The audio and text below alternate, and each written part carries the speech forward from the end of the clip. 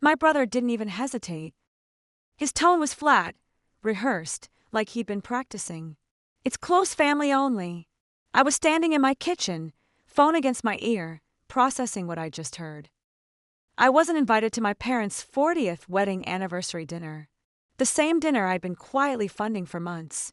In that moment, I went from being their daughter to being optional. I didn't scream. I didn't beg for an explanation. Something colder took over. Because if I wasn't close family anymore, then I wasn't responsible for them either. And what I did next changed everything they thought they knew about me. Before we get into it, please hit that like button and drop a comment if you've ever had anything like this happen to you. If you've ever felt invisible in your own family, let me know. I'm Jolene. I'm 32, and I work as a freelance graphic designer. Nothing glamorous, no fancy office or business cards, just me, my laptop, and late nights chasing deadlines that actually matter. I've always preferred work where the results speak louder than the person behind them. Maybe that's why my family learned early on that I wouldn't complain, even when I was carrying way more than my share. From the outside, we look like the perfect family. You know the type. Matching outfits and holiday photos, Sunday dinners that always made it to Instagram, smiles that lasted just long enough for the camera. But inside, roles were assigned early and never questioned. My brother was the golden child. Charismatic, ambitious, always the star of every family story. My sister was the organizer, the one who kept everyone in line and made sure things looked good. And me, I was the dependable one, the fixer, the one who solved problems without needing recognition or thanks. Money became my language of love, not because anyone explicitly asked, but because the need was always there, hovering. A text about an unexpected car repair, a call about medical bills piling up, a temporary, rough patch that somehow never ended. I sent money the way other people send birthday cards, quickly, quietly, without expecting much in return. Every transfer felt like proof that I mattered. Like if I kept the foundation strong, no one would ever question whether I belonged. Gratitude came in whispers. A quick, thank you. A casual, you're amazing, and then the conversation moved on.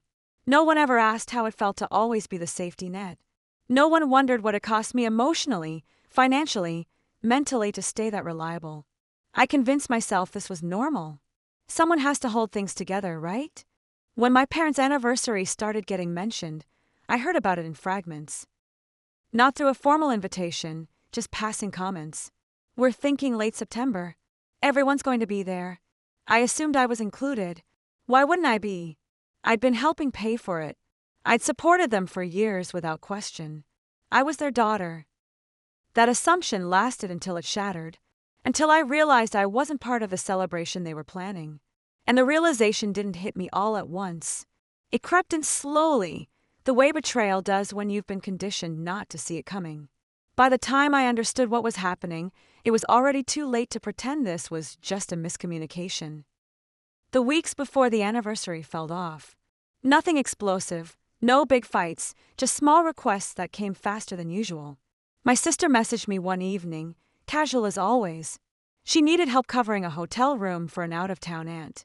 It's not a huge amount, she said, but it wasn't small either. I stared at the message longer than I normally would. Something in me resisted, not because I couldn't afford it, but because I was exhausted from pretending these requests were one-time things. So I said no. Just that. No long explanation, no apology. The response came fast. Not angry, but disappointed in that specific way designed to make you feel guilty. She said she didn't expect this from me, that everyone was counting on things going smoothly, that I was making things harder for mom and dad during an important time. The guilt hit immediately. I almost caved. Almost. But I didn't. That's when everything shifted. Calls became rare. Texts got shorter, colder. When I reached out, conversations ended abruptly, wrapped in politeness, so thin it felt like glass. I told myself I was overthinking it. Families get busy. People have their own lives. But the silence had weight. It pressed down, steady and intentional. A few days later, I finally asked directly. I called my brother and brought up the anniversary. I said I wanted to confirm the details: time, location, dress code, basic stuff. There was a pause. Not a bad connection. A deliberate pause, the kind where someone is choosing their words carefully. Then he said it. It's close family only. He didn't yell. He didn't elaborate. He said it like it was obvious, like I should have already known. I remember staring at the wall while he spoke, my chest tightening. I asked him what he meant. Another pause. Then something sharper. He said it wasn't personal, that the venue had limited space, that decisions had been finalized. He said a lot of words without saying the one thing that mattered. I wasn't invited. Not forgotten. Excluded. After the call, I sat on my couch in complete silence. I replayed the last few years in my mind. Every payment. Every late-night phone call where I reassured them everything would be okay. Every time I stepped in, so no one else had to feel uncomfortable. I thought about the guest list I'd overheard. Cousins I barely knew. Family friends who hadn't contributed a dime. They made the cut. I didn't.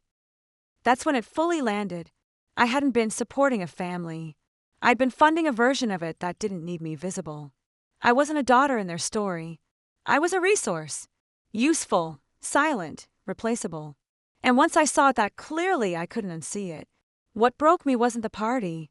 It was realizing this wasn't an accident. It was a choice. One they were perfectly comfortable making. That night, the silence in my apartment felt different. Not comforting. Hollow. I could hear everything. The hum of the refrigerator, the distant sound of traffic, my own breathing. I didn't cry. I kept waiting for the anger or sadness to hit, but it never came. What settled in instead was clarity. Cold, sharp clarity. I sat at my desk and opened my laptop, not to work, but out of habit. The screen glowed with half-finished projects, designs I'd been perfecting for clients who valued my work. I realized I'd been doing the opposite in my own life, overextending myself so others could stay comfortable. I closed the laptop. For the first time in years, I didn't think about what I owed anyone. I thought about what I owed myself. The decision came fully formed. If I wasn't close family to them, then I didn't need to keep acting like I was. I didn't need to argue. I didn't need permission to stop. I started packing. Not frantically, deliberately. Laptop, charger, clothes that felt like me, not like someone performing for approval. I laid everything out on my bed and noticed my hands were steady. I called my best friend, Jenna. She answered immediately. I told her I was leaving town. She didn't ask why. She just asked where. I said Phuket, Thailand. The word surprised me as it left my mouth, but it felt right. She didn't laugh or question it. She said she'd help me book the flight and told me to send her my dates. That was it. No lecture, no judgment. Just support. As I zipped my suitcase, something shifted inside me. I wasn't leaving to hurt anyone. I was leaving so I could finally hear my own thoughts again. That distinction mattered. At the airport the next morning, everything felt neutral. No one knew me. No one expected anything. I boarded the plane surrounded by strangers and felt lighter than I had in years. As the city disappeared below, I didn't feel like I was running away. I felt like I was finally running towards something I'd been postponing for too long. This wasn't revenge. Not yet. It wasn't even defiance. It was the first boundary I'd ever set without apologizing for it. And once that line was drawn, I knew nothing would go back to how it was. Because the version of me that kept everyone comfortable at my own expense didn't exist anymore. The anniversary weekend arrived quietly for me. Phuket, Thailand woke up without knowing anything about my family drama. Neon signs flickered to life. Street vendors set up their stalls. I stood on my hotel balcony with green tea warming my hands and felt something I hadn't felt in years, freedom. No one here needed anything from me. No one was waiting to see what I would fix, fund, or smooth over. Back home, the party was happening. I didn't see it, but I could picture it perfectly. My mother in her champagne dress, my father uncomfortable in his suit. The room filled with people who knew our family just well enough to admire the surface. Music playing, glasses clinking, laughter on cue. And one seat empty. I hadn't planned anything dramatic. That's important. I didn't wake up wanting to make a statement. I went out that afternoon and did what I always do when I'm somewhere new. I explored. I walked through markets, watched street performers, followed the light until something caught my eye. A temple at sunset, a quiet alley with lanterns, a moment that felt honest. I took photos. Not for anyone else, just for me. Later, back in my room, I edited a few and posted them. No captions about my family. No explanations.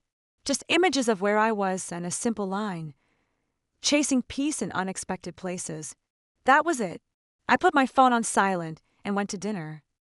The restaurant was small, tucked away, filled with locals. I ate slowly, listening to conversations in a language I didn't understand, watching people live their lives without intersecting with mine.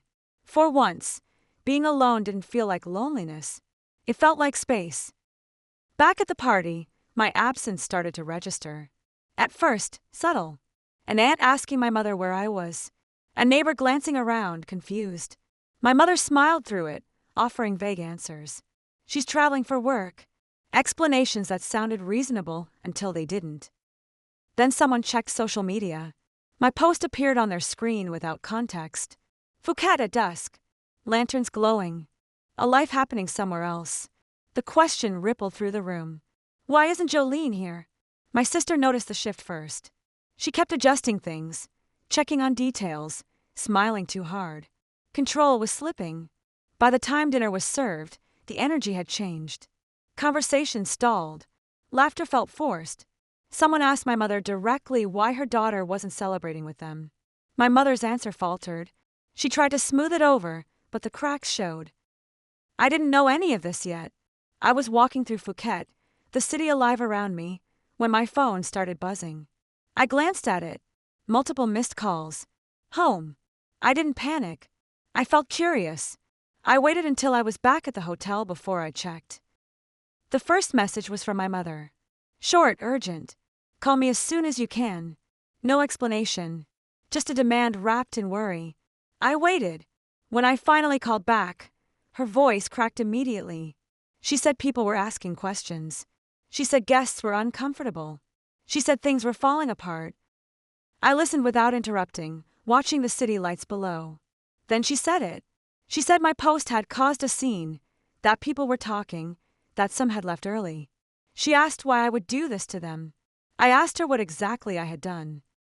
Silence. She said I knew what she meant, that I should delete the post, that I should help them fix this. I didn't raise my voice. I just said I hadn't mentioned the party. I hadn't mentioned them. People were reacting to what they saw, not to anything I said. She had no response. The call ended with her asking me to think about the family. Minutes later, my brother called. His tone was sharp. He said I'd embarrassed them, that I'd made our parents look bad. He accused me of being selfish, of choosing attention over loyalty. He demanded I take the post down immediately. I asked him when he decided I wasn't close family. He tried to talk over me, telling me I was twisting things, being dramatic, that this wasn't how adults handle problems. I waited for him to finish. Then I said quietly, "Do you even know who I am?" He went silent. Not shocked silence. Exposed silence. The kind that comes when someone realizes their script doesn't work anymore. He hung up. My sister called next. Structured, logical. She said I'd escalated something manageable. She said I should have come to them privately. She talked about image, consequences, responsibility. She said my post could affect people in ways I hadn't considered. I told her I'd been considering them for years, through payments, through patience, through silence. I told her I was done being the solution to problems I didn't create.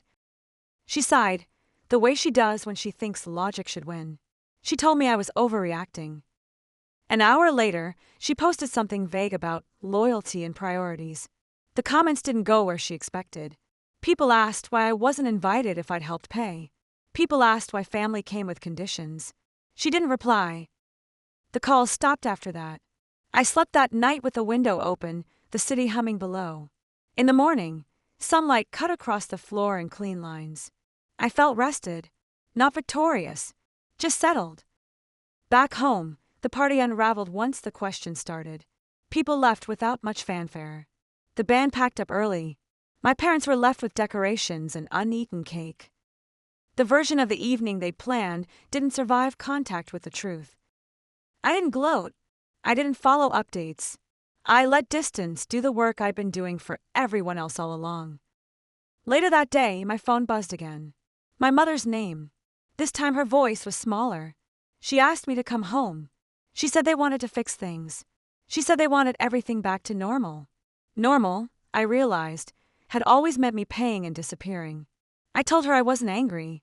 I told her I was just finished pretending. I said I was building something different now. She cried. I didn't move. When the call ended, I stood by the window. Boats drifted along the river, steady and unbothered. The days after felt strangely light. Not easy, but lighter. The noise thinned. Messages slowed. Calls stopped. What remained was quiet that didn't demand anything from me. Back home, the story settled into facts. I wasn't invited. I'd helped financially. Questions answered themselves. Friends of my parents grew distant. Invitations stopped. Conversations shortened. The image my family relied on no longer held, and no one wanted to keep propping it up. My parents reached out again, softer this time. They said they wanted to reset. They didn't say sorry. They didn't acknowledge the exclusion. They just wanted things to feel familiar. I understood what they were asking for. Familiar had always meant my silence and my support. I didn't give them either. I stayed in Phuket, longer than planned, not to avoid anyone, but because work found me there. A design agency asked to see my portfolio. A startup wanted to collaborate. I booked projects. I answered emails about creativity, not obligation. When I thought about my family, it no longer felt sharp. It felt distant, like an old role I'd outgrown. I hadn't destroyed anything. I'd stepped out of a pattern that erased me. Peace didn't arrive with applause. It arrived quietly, in mornings that belonged to me and work that asked for vision instead of sacrifice. For the first time, the aftermath wasn't something I had to clean up. I didn't win against my family. I didn't take anything from them. I simply stopped shrinking, so they could stay comfortable. That was the real shift. Family isn't supposed to feel like a debt you keep paying just to stay included. And boundaries aren't punishment or cruelty. They're clarity. They're honesty. If you've ever been excluded by the very people you kept showing up for, the people you sacrificed for, I want you to know this. Choosing yourself doesn't make you cruel or selfish. It makes you honest. It makes you whole. If this story spoke to you, please subscribe and share. Love is love, and sometimes the people who should support you are the ones trying to tear you down. Drop a comment if you've ever had to cut off toxic family to protect yourself and your well-being.